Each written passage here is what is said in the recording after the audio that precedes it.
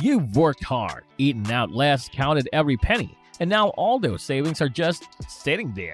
When you're trying to build savings, it's easy to let money pile up in a checking account. But at a certain point, that surplus becomes unnecessary padding, when it could be doing something productive. But how? If you want to know more about this, then I suggest you keep on watching. Hello and welcome to our YouTube channel. In today's video, we'll be talking about the 5 things to do if you have $5,000 in the bank. So without further ado, let's get started. Let's say you have a comfortable $5,000 extra. The first thing to do is run a financial health check.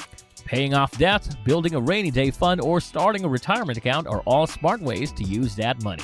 If you have all of these bases covered, however, it's time to consider putting the money to work onto something more beneficial. Here are the 5 things that you should do. Number 1, emergency savings needs. While $5,000 is certainly an impressive amount of money to have in the bank, it may not be enough to constitute a true emergency fund. Let's imagine you typically spend $2,500 a month on rent, transportation, food, medication, utilities, and other necessities. If you're sitting on $5,000 in savings, it means you only have enough money to cover 2 months of expenses, not 3 or more. And if that's the case, you should keep on adding to your savings account until you reach at least $7,500. Before we move on, make sure to like this video, smash that subscribe button, and click that notification bell right now, because if you don't, your $5,000 will just disappear like a bubble, and you will never be able to do these things. Moving on to number 2, mutual funds. A mutual fund pools money for many investors to build a portfolio of stocks, bonds, or other types of assets. Each investor then gets a slice of the total pie.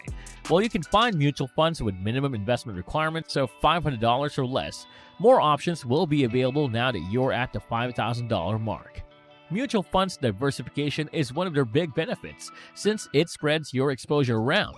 Sure, you're not going to catch a fortune-making ride on a fast-rising stock, but you're unlikely to crash either. Another plus with mutual funds, each is overseen by a professional whose job is to make and monitor investments, buying and selling accordingly, and avoiding duds along the way. The active management comes at a price, however, on average between 0.5% and 1% of your assets go to your portfolio manager. Taxes, transaction costs, and other expenses will eat in your returns as well. Number 3, index funds. An index fund is a mutual fund with shares in all the companies that make up a particular market or index. For example, the Standard & Poor's 500 index includes a broad cross-section of 500 large U.S. companies, while the Russell 2000 is made up of 2,000 relatively smaller domestically focused businesses. Unlike regular mutual funds, index funds are passively managed, meaning there's no buying and trading, just buying and holding on for the long haul. Because of that, the fees associated with investing is much lower, so it is the risk, thanks again to diversification. Number 4, fund a health savings account. For those covered under a high-deductible health insurance plan, a health savings account is a good investment vehicle. Although designed as an account for individuals and families to save tax-free for out-of-pocket medical expenses, an HSA can also be used as a supplement for other retirement savings accounts, especially if the account's owner can pay medical expenses from other sources. In 2020, the law allows individuals to contribute $3,550 and families of $7,100 to an HSA. Depending on the type of HSA, owners can invest in both fixed income and equity investments, and all income and capital gains grow tax-free. And at number 5, consider starting a business. Let's say you have $5,000 in the bank, and now you're wondering what to do with that money.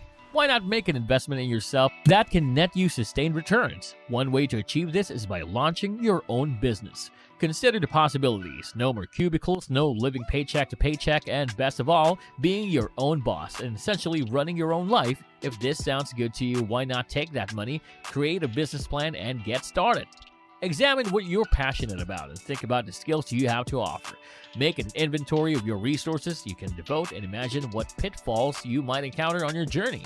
Identify the markets that would offer the best environment for your business. You might even want to consider relocating to an up-and-coming city with plenty of opportunities. Now that you've worked hard to save $5,000, it's time to get your money working for you. These 5 things will definitely help you out, so which of these do you think will work well for you? What else can you do with $5,000? Let us know your thoughts in the comment section down below.